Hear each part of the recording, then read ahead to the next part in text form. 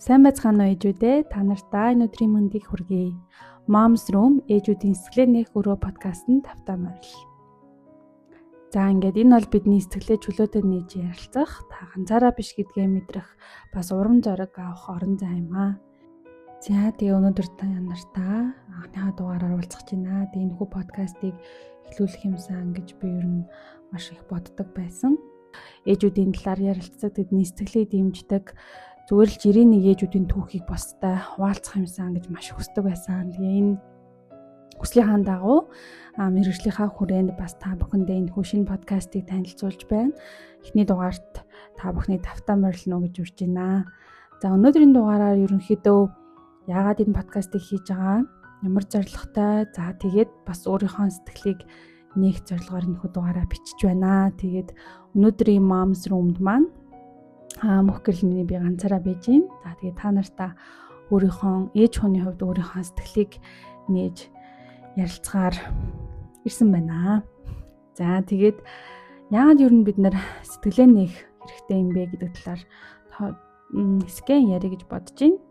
За ээжүүд болсноос хойш бид нэр хөвчлэн гэр бүлдээ үр хүүхдүүдтэй анхаарад заримдаа өөрийнхөө сэтгэл мэдрэмжийг анзаарах цаг зав яг үнэндээ биднэрт гардггүй. Тэгээд сэтгэл дотроо мэдрэмжүүдээ хэрвээ хадгалсаар л байх юм бол энэ нь бидний бие махбодын ядралт хүргэдэг, стресс, бухимдал цаашлаад энэ сэтгэл готролд хүргэж болцшгүй байдгаа. Тэгэхээр сэтгэлээ нээн гэдэг нь зөвл бүх зүйлээ яриад байна гэсэн үг биш. Харин өөрийнхөө дотоод ертөнцийг хүлээн зөвшөөрөөд өөртөөхөө мэдэрч байгаа мэдрэмжүүдийг таньж сурах болов гэж би боддог. За тэгээ яагаад ээжүүд биднэрт энэ хэрэгтэй юм бэ гэхээр ээж хүний хувьд бид нар өөртөө хүчтэй байх ёстой, илүү сайн ээж байх ёстой гэх зэргээр өөртөө маш олон шаардлагуудыг тавьдаг, өөрөөсөө олон зүйлийг хийхийг шаарддаг. Гэхдээ яг үнэндээ хүчтэй ээж нь яг өөрийнхөө сул талыг мэдэрч унахтааж босож чаддаг, өөрийгөө мэдэрдэг, сэтгэлээ уудалж чаддаг чадвар нь өөрөө хүчрхэг байдал юм аа. Тэгэхээр хүүхдүүд маань яг бидний жишээнээс харж суралцдаг учраас хэрвээ бид нар мэдрэмжүүдээ илүү сайн илэрхийлж, илүү чөлөөтэйгээр тэдгээр мэдрэмжүүдийг хүлээн зөвшөөрч, өөрсдийн сэтгэлээ нээж сурах юм бол өөр хүүхдүүд маань ч гэсэндээ биднэрт сэтгэлээ нээхдээ илүү амархан байх болно. За тэг өнөөдөр сонсож байгаа ээж нар маань яг одоо та сонсож байгаа бол нүдэн анаад өөрөөсөө би яг одоо ямар мэдрэмж мэдэрч байна вэ? Юунд хамгийн их ядраад байна вэ? Би юуг хүсэж байна вэ? гэдэг асуултуудыг өөрөөсөө асуугаад үзээрэй. Тэгэхээр асуултуудын талаар та хэн нэгэнтэй хаваалцмаар байгаа бол татны найз, хань ижил эсвэл тэмдэглэл хөтлөх байдлаар өөрийнхөө сэтгэлийг илэрхийлж болно шүү. За тэг өнөөдрийн дугаараараа та нартаа би өөрийнхөө түүхээс баг зэрэг хуваалцъя гэж бодлоо. Тэгээд намайг мөх гэрэл гэдэг сэтгэл зүйч мэргэжилтэй Америкт төгсөөд Монгол ирээд удаагүй байгаа. За тэгээд би болохоор 3 хүүхэдтэй. Том хүү маань 6 настай, дунд охин маань 4 нас хүрч байгаа. Харин бага хүү маань 2 настай байгаа. За тэгээ 3 хүүхдийн ээжийн хувьд надад мэдрэгдсэн мэдрэмжүүд ээж байх нь ямар байсан талаар та нартайгаа өнөөдрийн дугаараараа товчхон хуваалцъя гэж бодлоо. За тэгээд мэдээж хамгийн ихэнд ээж болсон сэтгэлээс эхлэе. Тэгэхээр миний хувьд болохоор 25 настайдаа гэрлээд тэгээ 27 наснда анхныхаа хүүхдийг төрүүлсэн. Тэгэхээр хүүхдтэй болно гэдэг төлөвлөгөө гаргаад төлөвлөгөөний дагуу ерөөдөө ингээ хүүхдтэй болж исэн. Тэгээ яг шинэ газар очиод шинээр оюутнууд болоод удааг багтаа ингээд анхны хүүхдтэй болсноо мэдчихсэн. Тэгээ мэдээж төлөвлөж исэн, хүсэж исэн учраас бид нар хоёулаа маш их баяртай байсан. За тэгээ миний хувьд болохоор жирэмслэлт маань ерөөсөө хордлого өгдөггүй. Тэг ямар нэгэн одоо хэцүү зүйлүүд тийм их байгаагүй. Тэгээд ер нь бол маш хаттай байсан гэж хэлж болно. Ерөөсөө дотор мухаа харагдгүй, дуртай юм иддэг. Тэгээд мэдээж бага зэрэгний trimester-т бол ядардаг. Яг тэр байдлаараа ядарч исэн. Хичээл номтой бас ажил хийдэг ус учраас нэлээд завгүй байсан.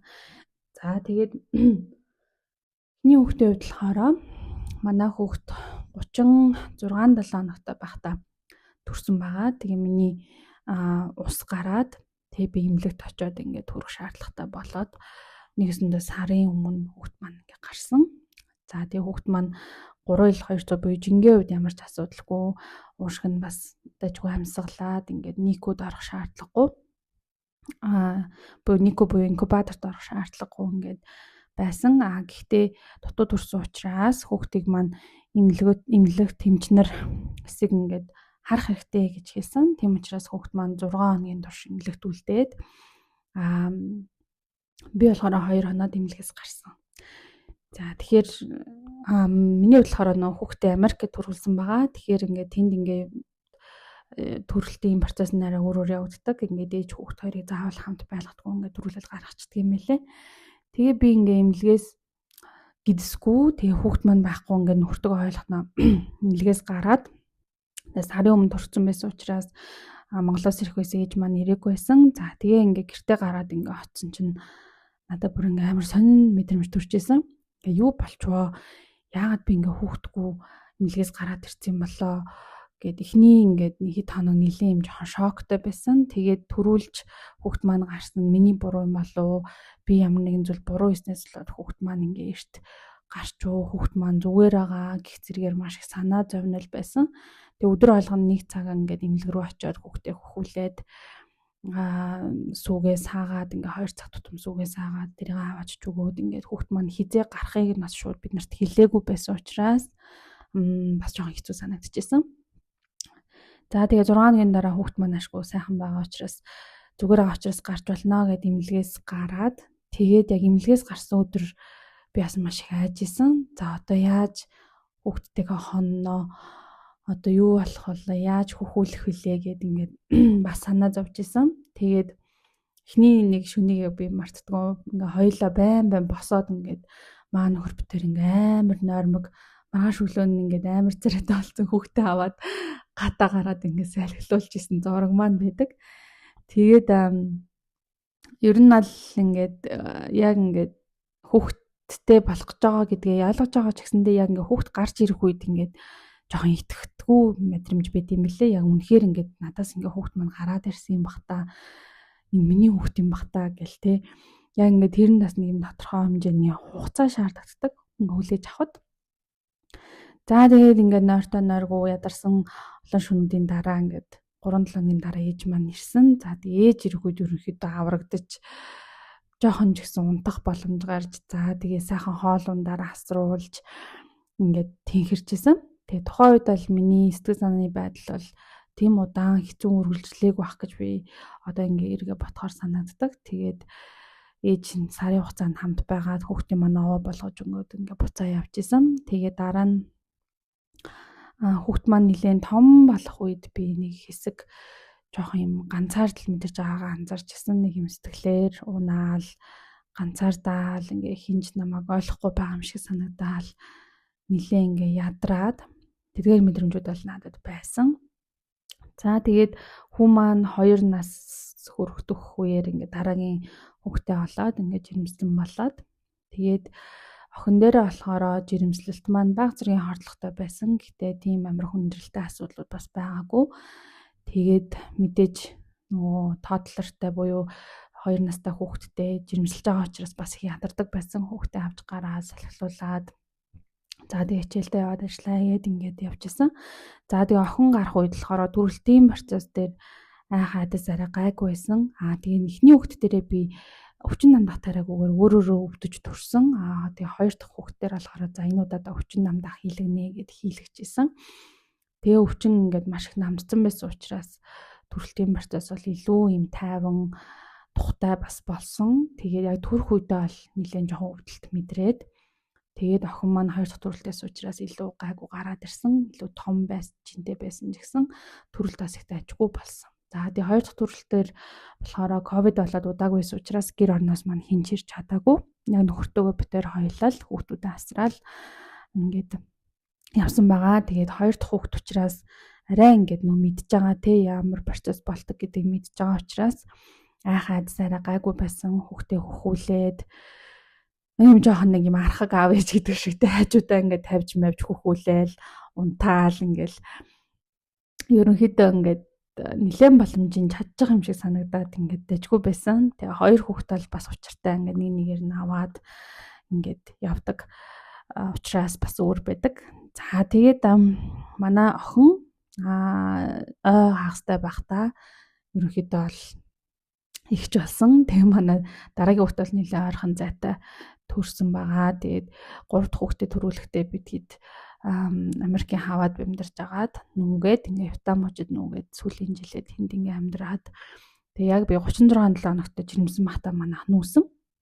Тэгээд ингээд очиод яг шинэ байрандаа ороод 3 хоногийн дараа ингээ хүүхд маань мэндэлжсэн. Тэгэхээр 3 дахь жирэмслэлтийн хувьд маш ойрхон байсан учраас би махбодын хувьд маш их ядарч исэн. Тэгээд маш их бас стресс ихийг мэдэрч исэн. Хоёр хүүхдтэй хандлага маань өөрчлөгдөө, заримдаа ууртаа болоод тэднийхээ загнадаг, тэднэр лугаа хашгирдаг те. Ингээд өөрийнхөө хүсэхгүй байгаа тэр үйлдэлүүдийг гаргадаг болж эхэлсэн. За тэгээд шинэ орчинд очиод ингээд дасгах гэж авах хугацаанд шууд хүүхд маань мэндэлсэн. За тэгээд тэр үед бас ээж маань очих боломж гараад ингээд ээж төрсний дараа 2 хоногийн дараа ирээд ингээд хүүхдийн маань бараг 3 сар болтол надтай хамт харж өгсөн байгаа. Тэгээд тухайн үед яагаад тэгэхээр манай нөхөр бүтэн цагийн ажил хийгээд ингээд би гэртээ ганцаараа хүүхдээ харж исэн учраас ээжийн маань тусламж маш их хэрэг болж исэн. Тэгээд хань болж исэн. Тэр тухайн үеийг илүү сайн давхад надад тусалсан. За тэгээд ээжигээ явсны дараа л жинхэнэ амьдрал эхэлсэн юм шиг надад санагддаг эргээд харахад. Тэгээд яг ээж яваад гэртээ ганцаараа 3 хүүхдтэйгээ үлдэх мэдрэмж бол маш хэцүү байсан. За тэр үед болохоор өөрийгөө ч юус ойлгохгүй болсон юмсэн. Яаж энэ өдрийг өнгөрөөгөөд байгаа юм те? Юу болоод байгаа юм? Яагаад би ингэж ядраад байгаа юм бол? Яагаад би ингэж ууртаа болцсон юм бол? Яагаад би ийм ингээд докторгүй болчваа? Яагаад ингэ сэтгэлээр унаад байгаа юм бол гэд маш олон яагаад гэдэг асуултанд дунд ингээд төөрчдөг. Тэгээ нөхрөөгөө ороход бүр ингээд сэгсийцэн ядарсан хүн ингээд сууч идэг байлаа л та гэртээ. За тэгээд эдгээр өдрүүд ерөнхийдөө нэлээд хүнд байсан.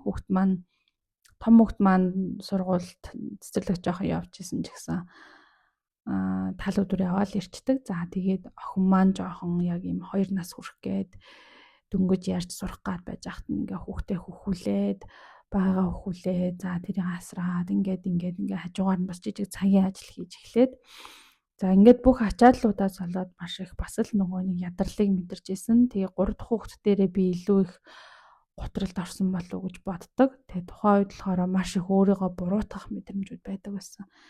За би бол угаасаа сайн ээж биш юм байна. Би сайн ээж байж чадахгүй юм байна. Би ингээд хүүхдүүдээ загнаж гин ч юм уу хүүхдүүд рүүгээ ууралж гин. Би юм төсвөр төвчээргүй хүн юм байна ч юм уу те. Яг ингээд өөрийгөө хүний хувьд, зан чанарын хувьд ингээд тодорхойлж буруутгах, ингээд дүгнэх те тэрэндээ ингээд стресстэх байдал бол маш их байсан. Тэгээд тэрнээсээ болоод ингээд нөхөртөөгөө харилцаанд ч асуудлууд гарна. За тэгээ эргэн тойрон ингээд байгаа зүйлүүд ч сонирхолтой санагдахгүй. Ер нь ингээд тэнд байх хугацаа ингээд хурдан дуусаасаа гэдэг баг ийм бодолтой байснаа би одоо эргээ санаж байгаа. Тэгэхээр ерөөдөө готрол нилээн ингээд өндөрч эхэлсэн болохоор би ингээд за би ер нь тусламж авах хэрэгтэй байна гэд Монголд байгаа сэтгэл зүйчтэй холбогдоод анх удаа Монголоос сэтгэл зүйн зөвлөгөө авч утсан онлайнаар. Тэгээ нийтдээ би нэг 5 удаагийн уулзалт хийгээд тэр сэтгэл зүйчтэй ингээ асуудлуудаа ярилцаад тэгж агаад тэгээд ер нь бол нилээн дээрдээд гайг болсон. Тэгээ би тухайн сэтгэл зүйн зөвлөгөөний үеэр надад тусалсан зүйл юу байсан бэ гэхээр нэгдүгээрт би өөрийнхөө мэдрэмжүүдийг маш сайн гадагшлуулж чадсан. Хуйлаад гаргаад надад ийм байна, тийм байна, хэцүү байна. Ингэж санагдаж байна. Би өөрийгөө ингэж бодож байна гэд тэ ингээ бүх ингээд өөрийнхөө бодож байгаа зүйлүүдийг ерөөсөө санаа зовлгүйгээр ингээ илэрхийлсэн. Тэгээ тэрнийхаа дараа ерөнхийдөө энэ мэдрэмжүүд нь ийм хэцүү байгаа нь угаасаа аргагүй маа буюу энэ хэвэн юм аа гэдгийг бас илүү ихээр ойлгож авсан. Яг ийм ойрхон төрсэн хүний хувьд бие махбодын хувьд сэргээгүй байгаа тий сэтгэл санааны хувьд гормоны өөрчлөлтүүд одоо намжаагүй тий ингээд маш их ядарсан. За тий ганцаараа ингээд бүх ачаагаа үүрж байгаа буюу одоо ингээд ачаалал нэлээд өндөр болсон байсан учраас ийм байх нь аргагүй шүү дээ. Та ингэж мэдрэх нь аргагүй шүү дээ гэж сэтгэл зүйч маань хэлэх үед би ингээд нэрээ тийм биш дээ гэж бодчихсан. Тэр хүртэл дандаа л ингээл өөрийгөө шүмжлээл те. Би ингээл ингэж чадах ёстой байдал би чадахгүй байна.